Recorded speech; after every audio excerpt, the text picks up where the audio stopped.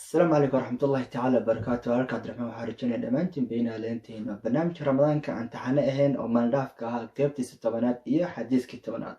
xadiiska maanta raba waxa warinaya Abu Hurayra wuxuuna leeyahay aan Abu Hurayra radiyallahu anhu an nabiy sallallahu alayhi wasallam qaal la yastaru 'abdun 'abdan fi ad-dunya illa satarahu Allah yawm al-qiyamah. Subhanallah. هو سلوتي في وحدتي، هو ملجئي في وحشتي، ويفيض دمعي بالبكاء وتخر أركان.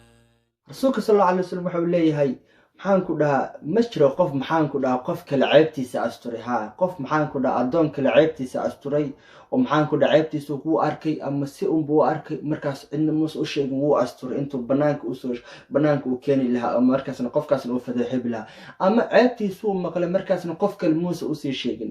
marka rasuulku sallallahu alayhi wasallam wuxuu leeyahay ma jiro qof maxaan ku dhahaa qof kale ceebtiisa asturay intii adduunkan la joogay ilaa haddii ay dhacdo oo uu jiro qof maxaan ku dhahaa qof kale ceebtiisa asturay intii adduunkan lagu noolaa.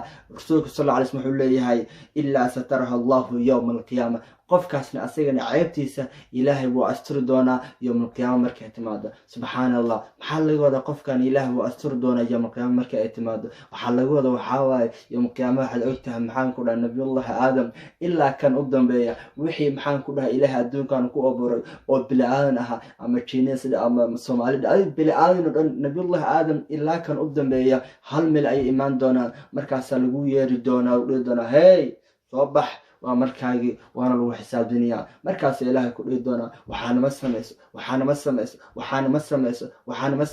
habeenkaas ma samayso waxaan adiga markaas lagu soo xasuusiyo maxaan ku dhaca ceebahaadii oo dhan. murugada kaas waxa kamid ah لا إله إلا الله إلهي هرتيس وكعيب طلبات بالآدم كودن ومقلي أنا حلا إيش توصل بيدابني لا إله إلا الله. لكن سيلاي وحنا كل دونا ونوجه إن محن كنا مرجو كويس عيبت هذا إن ما أنت محن كنا هرت هذا أنكو شيء سيدا كنا الآد وجو مرجو سنتهاي بالآدم كأصورن محن كنا إن عيبت هذا يحيالي وحماء الله كسنجرتي إن ما أنت محن كنا أي مقليان.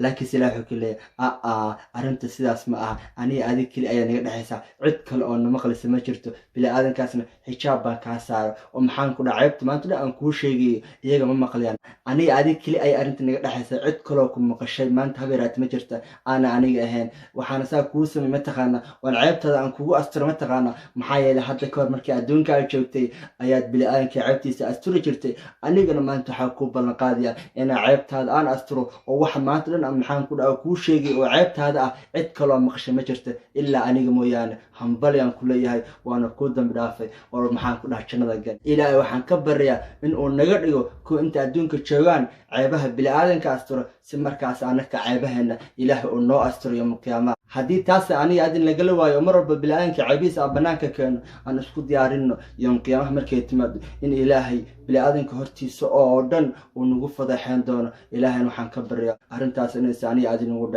إلى أنا حنك بريء مركلة أنا عادي إنه نقدر كوب بالآن كعبتي سأستر سي ما أنت سلاح أنا كنا والنوع أستر مركزنا أفرحنا إن بالآن ككلا عبتين إيش مقلن يعني له كبريء. وأما سنتين بارك الله فيكم وأنا سيشر قرين كرتا. السلام عليكم ورحمة الله تعالى وبركاته.